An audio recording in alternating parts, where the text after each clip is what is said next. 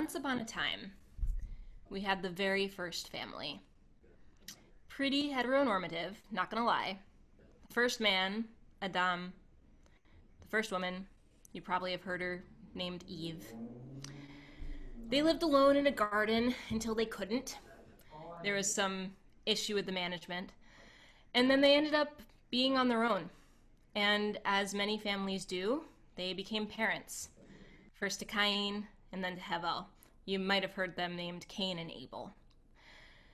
So these two brothers, the very first siblings in our entire history, in the entire world, were all each other had. If there were daughters, and there's some stories about daughters, but nothing named in the text. We don't know much about them. The brothers were pretty different. They preferred different sorts of activities. They weren't competing in all of the same things, except that they both wanted the love of God. Just a little bit of acknowledgement for all that they were trying to do in this tiny new world that they were in. So, as many siblings do, they had their agreements, their disagreements, their fights, and their joinings together. And then one day they went out to the fields. Cain, the older brother, had had a particularly rough moment, particularly rough day. He said something to his brother. We don't know what. There's some stories that get into that. And then he killed him. The first set of siblings, the first family, and the first murder, all within 4 chapters. So fast forward to the middle of the book of Exodus. We've become not just a family, but a really well-known family, the whole Abraham thing, Isaac, Jacob, Joseph, the whole generations. And then from there, a family to a people that's escaped bondage and is moving into their next cycle together, their next emanation of what they're going to be. And then you get to Mount Sinai, this crazy place where the most miraculous things happen. And there are these 10 utterances. The 6th one, don't murder, took all the way to Sinai for us to know for sure that that is a Jewish law, that we don't do that thing. Not don't kill. There are moments where we're told it's actually okay to kill, but don't murder. Don't do what Cain did. So what was going on with that murder then? And what's going on with everything with murder today? Because 57, 80 years later, we're still murdering each other. Let's talk. First, we're just going to hit pause for a second after marinating in that intense story. We are the Jewish Emergent Network Rabbinic Fellows. We work in communities all around the country, and we have become a chevra. In the past 2 years, we have worked in each of these communities, but we've also been visiting with one another and leaning on each other for support when it comes to exploring really difficult questions like this one. I'm going to begin by allowing everyone to introduce themselves before we dive into this question and model what it looks like to have a chevra, to have a group of colleagues and friends that you can lean on when you're working through a really difficult question.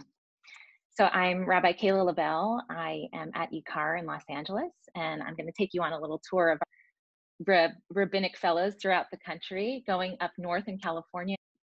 I am Rabbi Tarlan Rabizadeh from the Kitchen in San Francisco. And north from there to Rabbi Josh Weisman, he, him, his, at Kavanagh Cooperative in Seattle. Going east. Hi, I am Rabbi Jeff Stombaugh, he, him, his, at Mishkan, Chicago. Even further east, we go to the Upper West Side of New York City.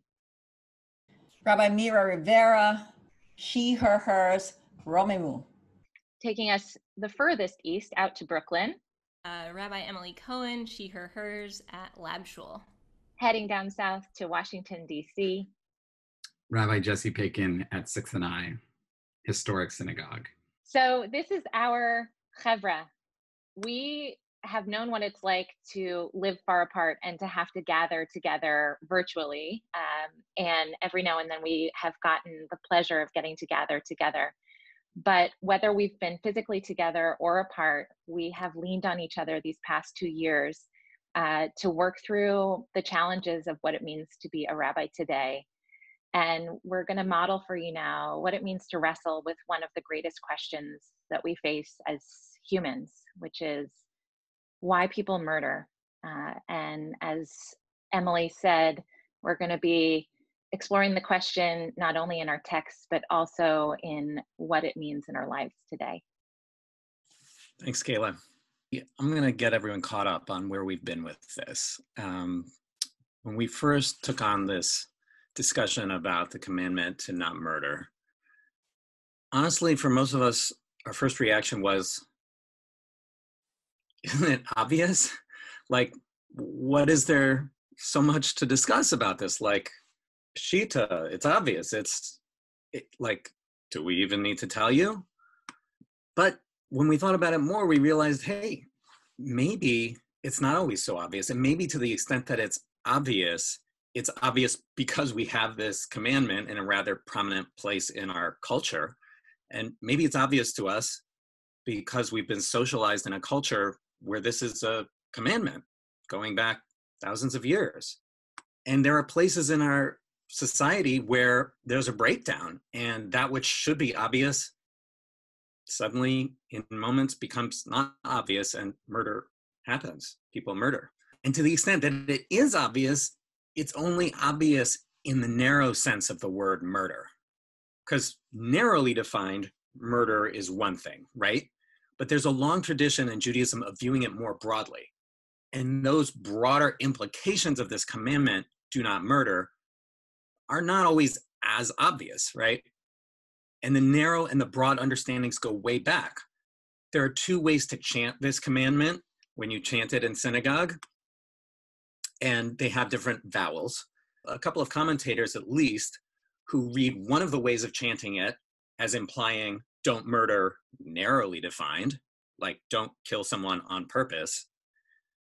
And the other way of chanting, these commentators read as implying much more metaphorical kinds of do not murder, like don't do anything that we could imagine even closely resembles murder. So we're gonna be looking at both of those things, murder itself and things that this commandment should make us more cautious about that might not be murder per se, but that we should be careful about. We're gonna start by looking at that first murder in the Torah that Emily opened us with. The first murder in history as presented by Torah. As a way of thinking about this, it happens 4 chapters into the Torah. And like any murder, it should be cut and dry, but there is nuance and complexity even to this one. So here we go. Let's hash it out, Chevra. That nuance and complexity lives so much in that gap where the Torah says Cain said something to Hevel. The murderer said something to the human being whose life he ended. And we have no idea what he said. And that's like such a glaring, like, what possibly could have happened in that moment? Maybe not to justify the act, but at the very least to understand it, perhaps a little bit. And I think that's something we're trying to grapple with.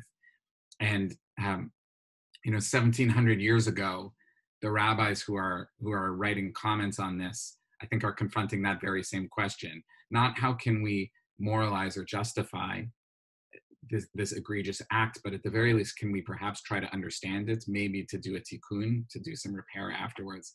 And I'm just so fascinated by the creativity that they bring to this.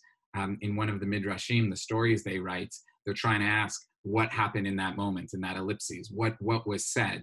And one of the answers they give is they were arguing over who was going to get to divide up their inheritance. That at some point their parents were going to die and they were going to inherit the land and the property. And there was some sort of altercation around who would get how much, who would get the choicest land and the best of the property. And that's what led Cain to kill Hevel, to kill Abel. And then there's another interpretation. No, it wasn't about that. It was actually over who would get specifically the very spot where one day in the future, the Beit HaMikdash, the Holy Temple in Jerusalem, would be built. It's not just about kind of amassing wealth in general, but like who gets the best view, the choicest spot. And it's attached to kind of religion and spirituality. And then there's a third opinion that's particularly troubling that's presented, that presumably, if you buy into the view that these are the only humans who were on Earth at the time, there must have been a daughter born that Emily alluded to. There must have been someone around. And so what they were arguing over is who would get her, who would get to progenate the human race, and that was the source of the argument. And what's just so fascinating to me is that the three things that they fought over, wealth, religion, and sex, we're doing a great job. You know, we've figured that out 1,700 years later. We've solved all that. But what to me is just like, so it's just such a bright light that the rabbis are shining, is they don't explain the morality of it. They don't comment on the kind of thou shalt not murder. They actually just highlight the systems that might be in place that lead to this act. And they're some of the very systems that we're still dealing with today in all sorts of questions of injustice and morality, particularly around murder. So we still got to grapple with it. Jumping off of that, I love that midrash. It's so powerful and so true.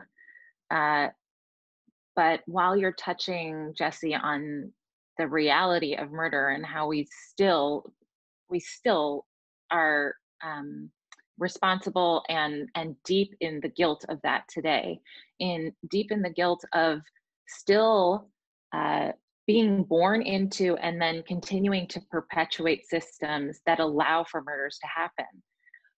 As Josh said earlier, it would seem obvious, the sixth commandment, do not murder, to most of us, that murdering people is just bad and that we shouldn't do it. And yet it still happens today. But what is perhaps more subtle is that maybe I've never had anything to do with a murder, but there are thousands upon thousands of people who are murdered in this country because of systems based on racism, systems of oppression in which certain people are valued above others, systems that allow certain people usually with darker skin, to be incarcerated, to be executed unfairly without trial, and to be automatically assumed guilty by law enforcement or even by people taking on the responsibility of enforcing law on their own. I'm thinking obviously most recently of the tragic case of Ahmaud Arbery, who was recently murdered in February. And while that murder was perpetrated by two specific individuals, there was a whole system of oppression and racism that led to that murder being even possible. And because I'm a citizen in this country, and because I am in some way responsible for making sure that our society is one that cares for all of its citizens, I am somehow complicit in that terrible murder as well. While we certainly need to talk about all kinds of murders, the whole span of, literal murder to spiritual murder of people, that we have to acknowledge that murder is a real and a live issue for us today, and that we all have a hand in it. See, amen to your deep truth and shining a light on these painful realities. And as you speak about this, and even as I was like preparing to get into it and looking up those news stories, I just feel this real, this like getting closed off to this conversation comes very easily to me. It takes courage to sort of dive into these challenging subjects. And I don't know if any people watching also sort of find that. I know for me, like I always admired those who were very easily kind of coming to the front lines of social justice issues and marching in the very front and taking on these issues. For me, it's taken some time to sort of get to a place of being comfortable to get to that front line as even close as I can get to that front line even today. I say this because I want to find a way in to this subject that feels like I can really come in. The idea of thinking like Josh was talking about, these different sort of ways of understanding. There's murder and then there's things that are akin to murder, and wondering sort of where to start. And for me, this sort of came down to thinking about violence. And if it's possible for murder to kind of happen nonviolently, to which, again, obviously I think to myself, no. It always comes down to a choice that's being made. And this ellipsis, we don't really kind of totally understand the choice, but we are kind of working on an assumption that we have all the tools we need before and after and amidst the text to sort of understand how that choice was put together and made. And for me, I'm wondering, like, how can we liberate ourselves and find a place to feel liberated from having to feel like we have no choice, like this is the only next possible choice? But that is sort of the question I'm sitting and wrestling with, and sort of like where to start. What is a way into this conversation so I could feel like I can begin to really wrestle with the gravity of this subject? For me, the way I wrestle, my brother, my Jeff, is real life. Sharing with sadness, anger, and sheer disbelief, our community, Romemu, lost Gabriele Gottlieb. And she was taken, in violence. She was murdered on the eve of Pesach in the most monstrous way you can imagine, in the hands of somebody she knew. Why was she in with this person? No, she ran away from this person. And she was felled by stabbing. She was stabbed. A sweet neshama she was, and she carried with her such a warm and peaceful presence. So do not murder has a name. In our community, there is a name. And in my life too, there was another name for that. Her name was Monica. And this was also a person who came to New York City with stars in her eyes, with dreams to dance. She came from Switzerland. She was like many, many who come to New York to dance, to be in the arts, to be an acrobat of God. That's what we were called. But with little exception to none, nobody cared from where she came from, all the many faces, where they came from, where they're going. All that is really valued is whether they succeed, right? Whether a Monica or whether Gabrielle or Monica or all these other names succeeded. So I want to name that before Do Not Murder, there were incidents of violence that were happening. It doesn't just come from nowhere. So I want to call the Elipsis. The Elipsis had names, and there were a lot of violent incidents before the murder. Mira, that's making me think of one of the pieces that the seven of us talked about as we were preparing. Of to murder someone, you have to depersonalize them. You have to no longer see them as a human being, and you have to kind of destroy the connection between you and them.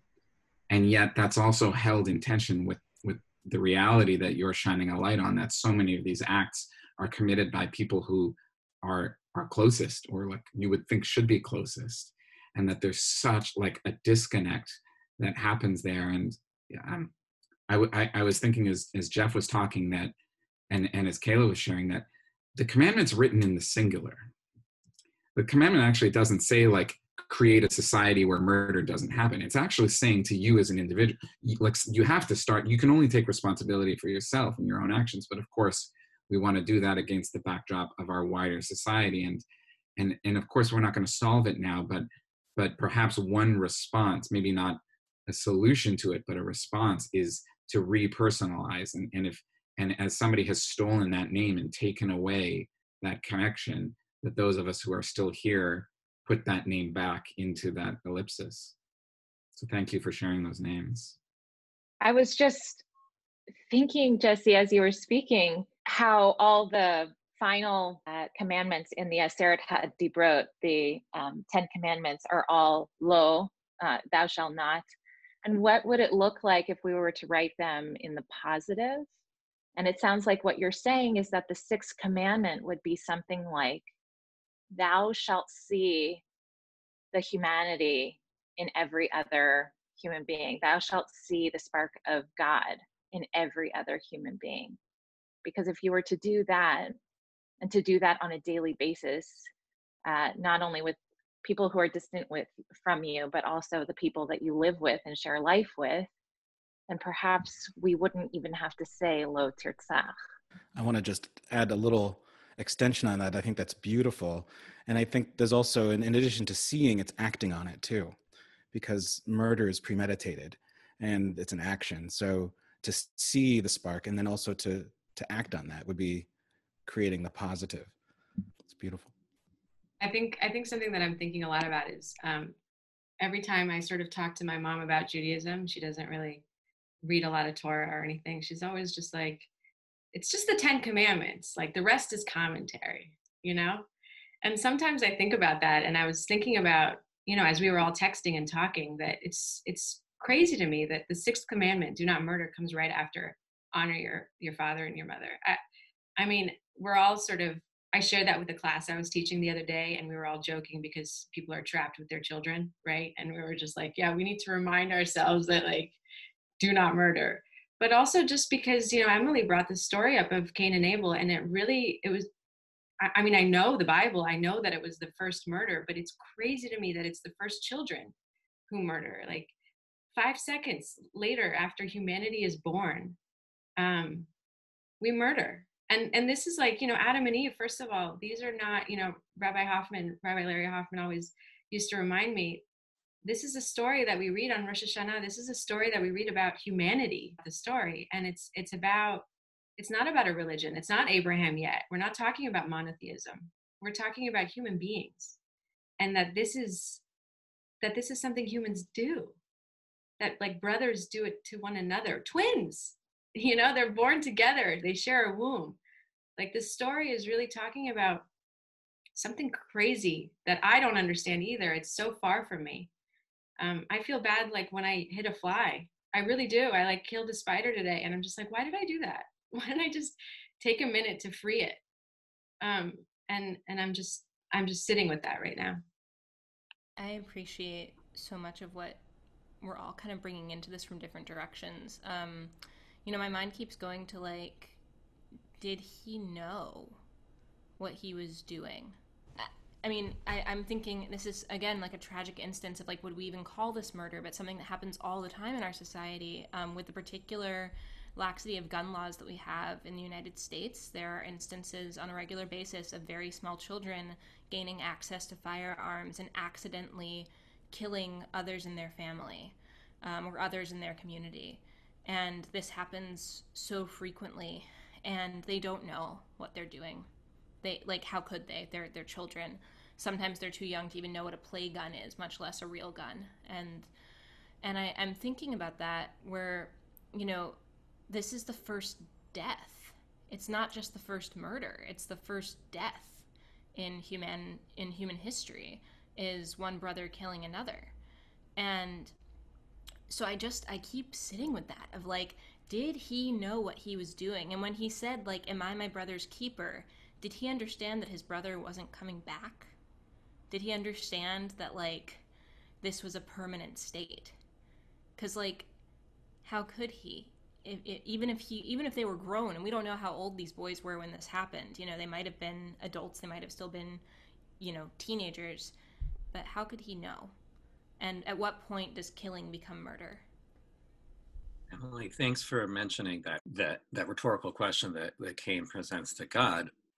Because right after the murder takes place, God says to Cain, where is Abel, your brother? And my teacher, Rabbi Art Green, often likes to point out something that's sort of hidden in plain sight, which is that the first question that God poses to human beings in the Torah is, where are you? That happens a couple chapters earlier. And the very next question, the second question that God ever poses to human beings is, where is your brother? And Rabbi Green likes to say, like, look, those are the first and second questions, because those are the questions. Those are the questions for humanity. Where are you anyways? Like, where are you at in your life? What are you doing? Like, check in with yourself. And secondly, right on the heels of that, where is your brother? Like, not just about you. Yes, you, also your brother, your sister, your fellow human. And I think that really gets to how this story, as simple and short and elliptical as it is placed near the beginning, I think, because unfortunately, as much as we all want to think like it's so obvious, don't murder, there is something sadly very human, I hate to say it, about murder, about the inclination to murder right before the murder takes place. As you alluded to, Emily, what has happened with Cain and Abel is that they each bring their different offerings to God, and God accepts Abel's offering and isn't into Cain's offering, and Cain is kind of heartbroken. And in response to seeing this, God reminds Cain that sin couches at your tent flap. Sin crouches at the door. Like, Cain has just gotten a reminder. God is like giving Cain a heads up that this is kind of in your nature. Like, this is in the nature of this thing that I set up here. And I'm warning you, like, be careful about sin. And then the warning wasn't enough. One understanding of why the murder took place is simply jealousy over what had just happened with the offerings, right? And jealousy is such a human emotion, and all the other possible explanations that Jesse alluded to earlier or mentioned earlier from the Midrash, those are also very human emotions. And so sadly, I think what the text here, one of the things the text here is offering us is watch out. Like, sin, specifically murder, is crouching at your door. It can happen to you. Like, I hate to say that, God forbid, but like, that's kind of what the text is saying. Watch out. Like, this comes from very human emotions: anger, jealousy, greed, all sorts of things. And we're impulsive creatures. I'm thinking of this wall of silence. I'm thinking of this image that you just, drew for us of someone crouching at the door, right? Just someone just waiting. And there's like a bated breath, like an intake of breath and no breathing out, when you're trying to be quiet. And I think complicity is that. Also, it's not also complicity, it's also this thing that we do, human beings who do, perhaps if he had done XYZ, he would not have angered his brother. Perhaps if she did not associate with those people, she would not have been killed. Perhaps if she had just stayed in Switzerland and just accepted her fate and been the Hausfrau, she would not have been killed. If only she did not, and all of those, if only she did not, if only they had not, is like a wall of silence. And the question is not a question of, am I my brother's keeper, my sibling's keeper? No, it's a statement. I am my sibling's keeper. So instead of a wall of silence of someone crouching at the door, like we are each other's. Amen to that. I wanted to take a moment to jump back to a thought Josh shared about, this idea of sin crouching at the door, that we can be impulsive, and that there's so much that leads to, and Mira, you were mentioning this earlier, that there's so much that can actually lead to the act of murder itself beforehand. You can't just zoom in on that one moment. There's a whole story that preceded that.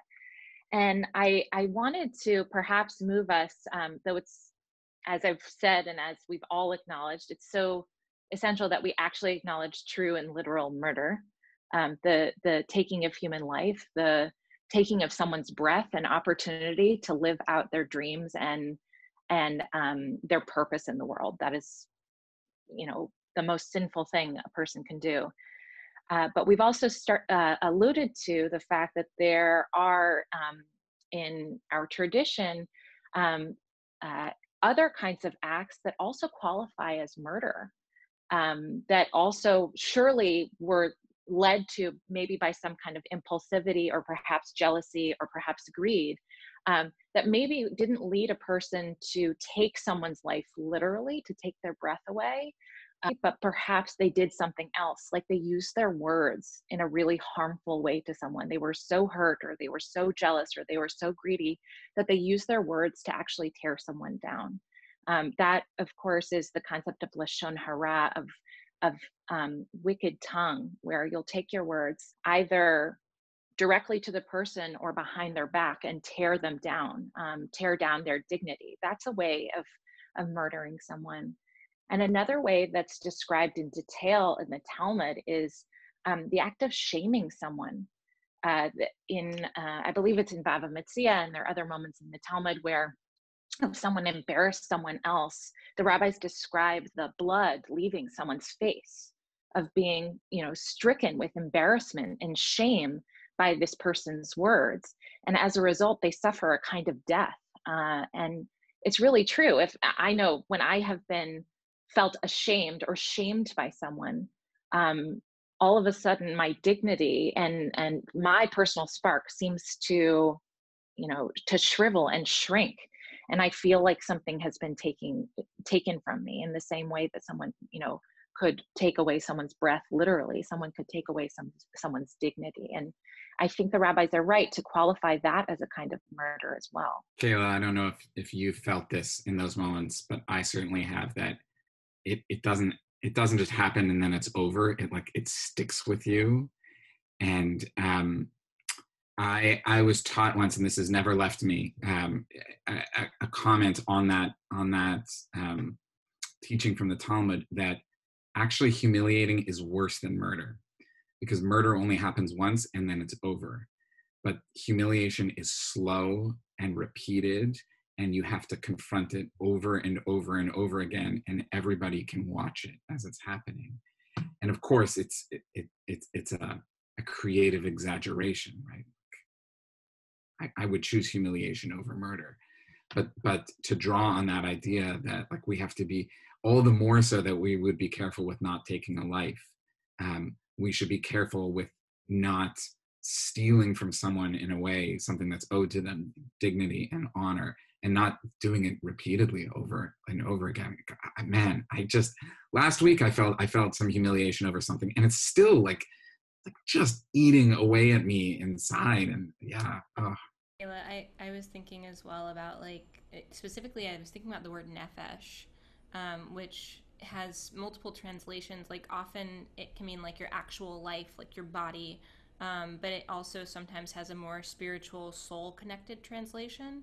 And I'm thinking about humiliation impacting the nefesh, impacting the way that one is. It's I've heard so many stories from people who were told that they, were not good musicians when they were young, or they were bad dancers or whatever, and that made them not want to sing or not want to dance, or whatever it was. And you lose a part of how somebody could manifest in the world. And so I'm thinking about that, and then this is getting us way back to where we were earlier in the conversation, but that connects in a way to the systems that are leading to so many people of color in this country, and queer and trans people and other marginalized populations who've had to deal with that humiliation because of societal systems that are set up to wear them down, and how that humility and the actual murder that happens, the actual killing and the spiritual soul sucking humiliation are often held side by side, and that those who perpetrate one so often are willing, if not even eager at times, to perpetrate the other because of what society says is acceptable on a subconscious and, unfortunately these days, more and more overt level. And that is really, really disheartening to think about. I'll say one thing. First of all, this is so beautiful. It's hard for me not to just sit back and listen, but I'm going to try and also participate. But the Lo Tirtzach, and I've done a little bit of research on it itself, was just it's so interesting, because the rabbis talk about why they use that word instead of met or laharog, to actually kill. And they talk about suicide, but there was also commentary on mini murders, right? Which is sort of what we're talking about, which is murdering and through embarrassment a little bit. But as Keilah was talking about the blood, which I remember being taught as a kid, you know, don't embarrass somebody because the blood sort of rushes away. I'm thinking a lot about the commentary, you know, so God's response after this happens with Cain and Abel is, how could you do this? You know, the bloods of your brother are on your hands, sort of. And, you know, the rabbis say, why does it say damecha, like bloods instead of the blood? It's not one, but it has to do with all the future babies Abel could have had, the future world that he could have created. And of course, you know, it's so interesting. And even thinking about murder and actually incarceration and all of this. One of the things I also remember from Rambam, I love Rambam. I don't love Rambam for many reasons, but I love Rambam, is that a judge, you can't be a judge over a sort of a murder trial unless you actually have children, which I thought was, again, so fascinating. And harking back to this story, you have to have some level of understanding of connectivity, of humanity, of like understanding what you're doing. You know, because as the rabbis say, saving one life is like saving the whole world. Because when you destroy one life, you destroy the potential of a whole world. Because if you think about it, if Adam, you know, we call Adam, you know, again, I want to say in Farsi, Adam means human. Like sometimes, you know, if my mom's watching this, she's going to kill me. But sometimes when I'm not dressing nicely, my mom goes, can you go put something on and look like an Adam, which is Adam, like a human. She doesn't mean Adam, the first man, but Adam means human being. So when you destroy, if you thought about it, if Adam was actually created first, yada, yada, then if he died, if you killed him, the whole world, we wouldn't be here. So it's that heavy. It's that heavy. And that's sort of what I've been thinking a lot about right now. Because Jesse even said, like, it sticks with you, right? The mini humiliation sticks with you. Well, guess what? When somebody dies, the whole world, it continues. That whole thing, that whole potential is gone. That tree, that bark from that tree. So, I got to be honest, Tarlan, when you said the thing about a judge needs to have kids, my mind went in a different direction as a parent of 2 young children. And as the person who said the thing about people being impulsive earlier, maybe my thought is maybe you have to have kids to judge a murder trial, because kids remind you how impulsive humans are. And thankfully, it's very, very rare for like small children to murder, because like I think Emily talked about earlier, like it's only when they have access to deadly weapons, which should never happen, and da-da-da-da. Fortunately, it's very, very rare, but kids do some crazy impulsive things because their prefrontal cortex hasn't come online yet. And it doesn't for quite a while. So anyway, that was my first thought, but also kind of like a nice teaching, but also kind of sad, a little discriminatory against our friends who don't have children for whatever reason, whether by choice or not by choice. Anyway, I also wanted to talk about this other end of the spectrum. You know, don't murder is one thing. There's another principle that seems related in Judaism, which is pikuach nefesh, you know, saving a life. And that's a different principle. It's not lo tirtzach, it's not don't murder, but it has to do with the value we place on human life. It's like someone is in danger of dying for whatever reason, and you got to drop what you're doing and save them. So that's different, but it's sort of, I think of it kind of like a spectrum between like the thing that someone does intentionally and directly, and like preventing someone from dying for whatever reason it's happening. I have to say, in this moment of pandemic, we got to talk about the pandemic, right? Why else are we doing this on Zoom? In this moment of the pandemic, folks are out of their way yet to enact pikuach nefesh. And yes, there are lots of exceptions, and not everyone's being perfect about it. I think not any of us are being 100% perfect about it. But on the whole, I'm shocked at how much people have like kind of dismantled their lives and livelihoods and the economy in order to, you know, flatten the curve and reduce the number of deaths. And so I think we're kind of acting out one piece of this spectrum of you know, from don't murder to pikuach nefesh. But the reason I'm impressed with this is because I've been super unimpressed with how our society has responded to another threat to human life that's right on the horizon that we're even more aware about than we were about the possibility of a pandemic like this, which is climate change. And, you know, climate change, as we all know, has a big messaging problem because it's supposed to be all about saving the earth or saving the planet or whatever, which sounds like whales and unicorns or whatever. But it's about that. And it's also about saving human civilization and a whole bunch of human lives, because if all the things, the floods, the droughts, the famines, the displacement, the sea level rises, when those things happen, a lot of people are going to die, like millions of people. And already millions of people die every year just due to air pollution, not even climate change air pollution, but just air pollution. And I think that's on this spectrum. And I think, like embarrassment, that's one of the things, or maybe even more so, because it is an actual human death that we're talking about, that we're looking at on the horizon. That's one of the things that this commandment not to murder should have us up in arms about, is climate change, because climate change is going to lead to a whole bunch of preventable human deaths. And, you know, it's hard to assign as much blame as you might in a murder trial.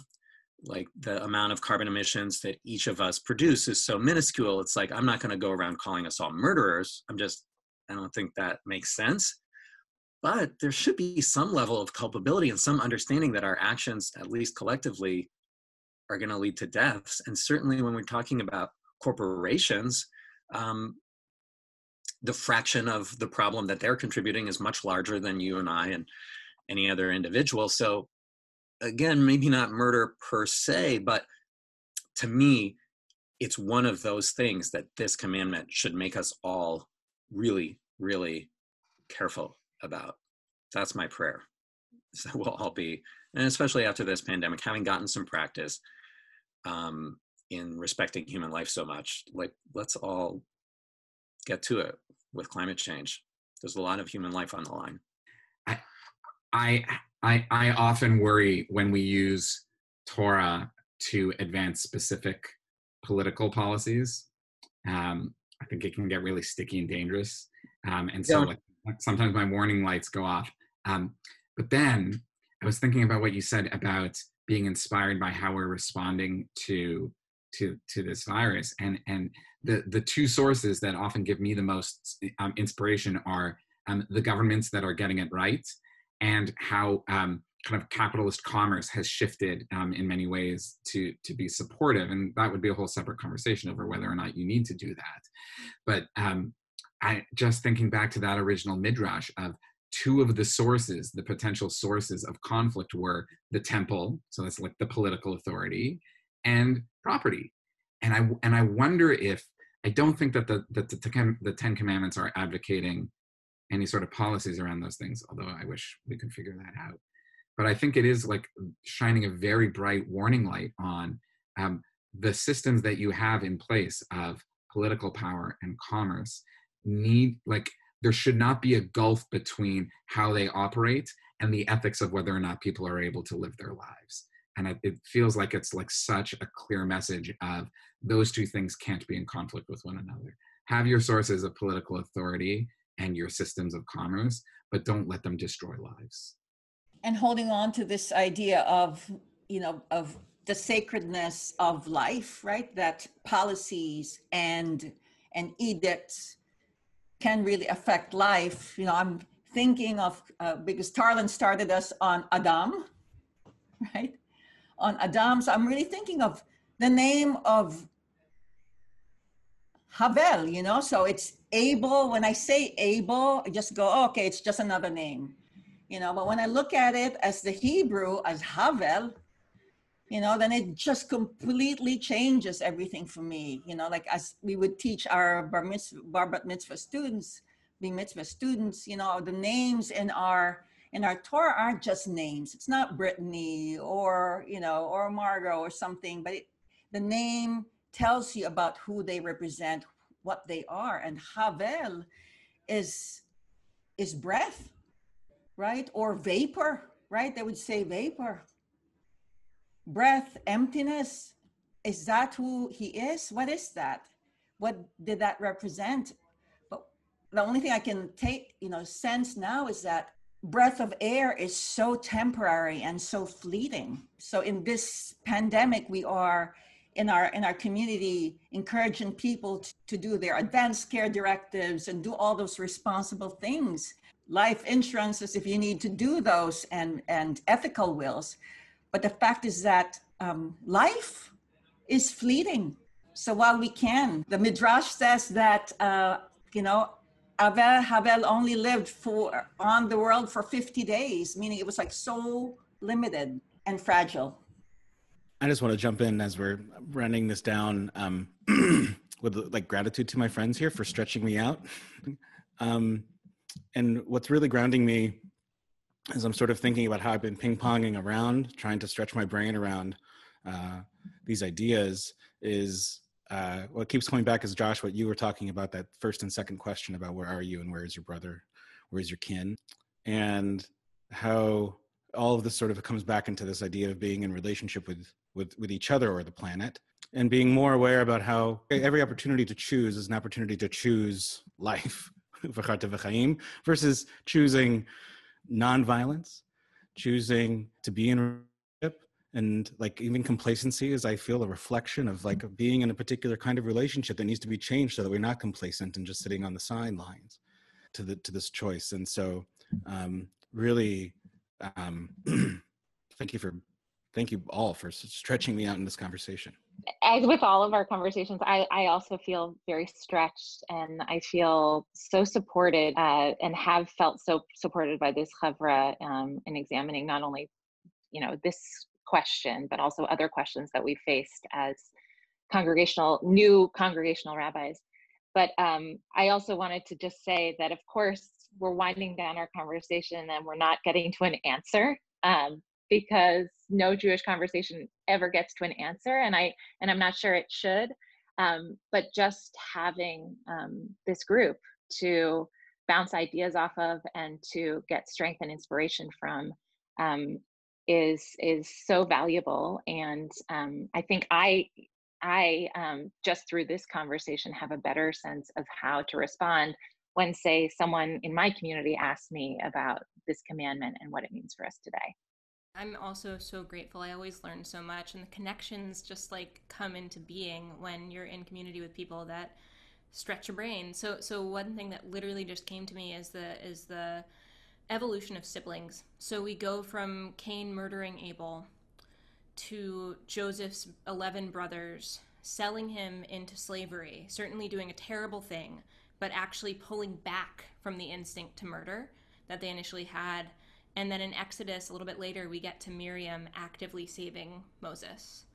And so I just hope that as we continue to evolve as a species, we'll be able to be a lot more like Miriam and a lot less like Cain, and murder will cease someday. Amen. And Amen. Amen. Amen. Huh? And as I just sort of wrap us up, it's crazy to me. I just sort of alluded to my mom and the 10 commandments, and that's all that matters. But the rabbis also talk about, what is the bottom line of the Torah, if there ever could be one? And one of them, Rabbi Akiva, although there's a machloket if it was Rabbi Akiva who said it, but let's go with it. Rabbi Akiva says, it's simple. It's love. Love your neighbor as yourself. And Ben Azai says, no, remember how it says, these are the generations of Adam, Toldot Adam, like we are all connected. And so I just wanted to say that one thing that I've definitely realized is it's incredible. Like these stories that are in the Bible, Noah and the flood, these are not like my teenagers say, oh, that's just a story. Like these really happened. Somehow they happened, and it's happening now. The fact that one person got ill and the whole world is affected. And now we're sort of been put inside a timeout is how I think about it. I'm in a timeout, and I have to think about my actions, and God is trying to tell me how we treat one another. So I just want to remind all of us that we're connected, that we all come from one human being, and that maybe there is no answer, as Keilah said, there is no answer. There's only questions.